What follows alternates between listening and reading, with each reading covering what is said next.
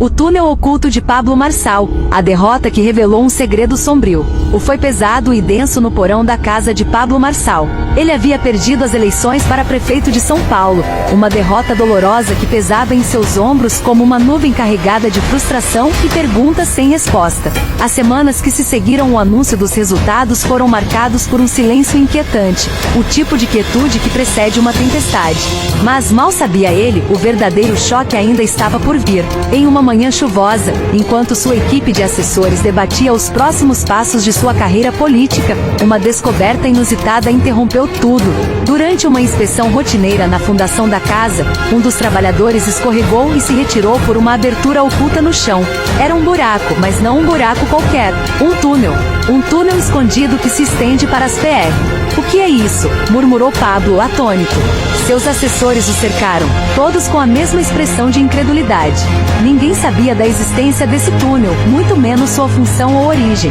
Ele desceu com uma lanterna tremeluzente nas mãos, seus passos ecoando no ar. As paredes do túnel eram feitas de uma pedra que parecia antiga, muito mais antiga do que a própria casa. Mas o que chamou sua atenção imediatamente foram os símbolos entalhados. Linhas espirais e figuras humanoides, figuras que pertencem a uma civilização perdida no tempo. Isso não faz sentido, sussurrou Pablo, passando os dedos pelas inscrições. A sensação de que algo estava errado, profundamente errado, começou a se apoderar dele. Enquanto ele avançava pelo túnel, seus pensamentos voltaram para a eleição. A derrota, que inicialmente parecia apenas uma questão política, agora parecia ter camadas mais profundas. Houve derrota de maneira estranha, com resultados que não condiziam com o que ele havia visto nas ruas. Seria possível que isso estivesse conectado ao túnel? Uma conspiração tão bizarra e oculta que nem mesmo ele poderia ter ido. Seus pés chutaram algo no chão. Era um objeto pequeno, coberto de poeira. Pablo se abaixou e o pegou, uma moeda de ouro, mas não uma moeda comum. Ela trazia uma inscrição em um idioma que ele não conhecia, com um símbolo no centro, um olho rodeado por espirais.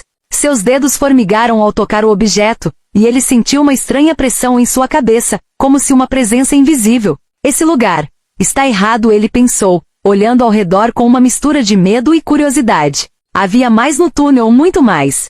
À medida que avançava, a escuridão parecia quase viva, como se o ambiente estivesse observando cada movimento dele, cada respiração. Mais à frente, Pablo e seus assessores tropeçaram em uma câmara maior, um salão construído que parecia um templo esquecido. No centro, uma mesa de pedra adornada com objetos antigos, pergaminhos, mais moedas e um livro que pulsava com uma energia inquietante. Eles hesitaram, o ar ali dentro era sufocante, quase como se o tempo tivesse parado naquele lugar. O livro, com sua capa de couro enegrecida e marcas de desgaste, estava coberto com o mesmo símbolo do olho e das espirais. Ninguém ousou tocá-lo.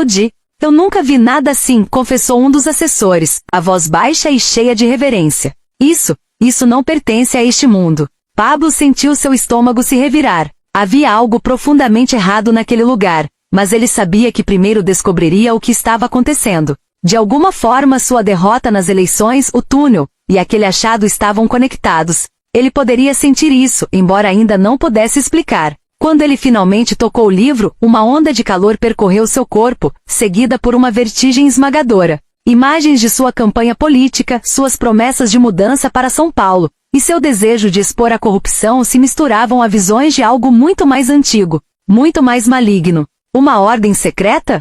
Uma organização que existiu há séculos, controlando os destinos dos poderosos? O túnel, o livro, os símbolos, tudo indicava que ele havia sido barrado em algo que jamais deveria ter sido encontrado. Pablo retrocedeu, a respiração pesada, enquanto sentia a pressão crescente de uma verdade que ele ainda não conseguiu. Isso foi escondido por uma razão, ele disse, olhando para seus companheiros com uma expressão de pavor. Alguém em algum momento tentou enterrar esse segredo. Mas por quê? E quem?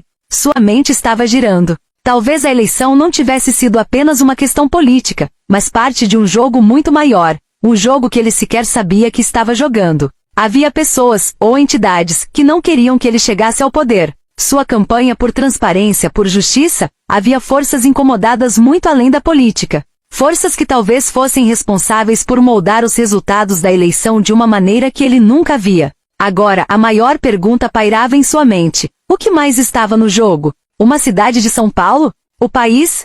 O mundo? A descoberta daquele túnel, daqueles objetos, e aquele livro sombrio sugeria que sua campanha havia cruzado com algo além. Isso não pode ser ignorado, disse ele, sua voz agora treme. Se esse túnel estava aqui, e se eles sabiam disso, quem mais está envolvido? Quem sabia?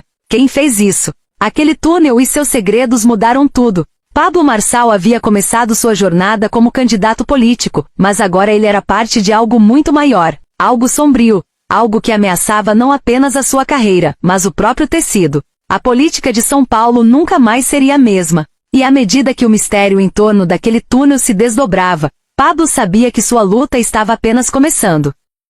Gostou do vídeo? Já me segue para mais e aproveita, curte e comente sua opinião sobre esta polêmica e compartilha. Tchau!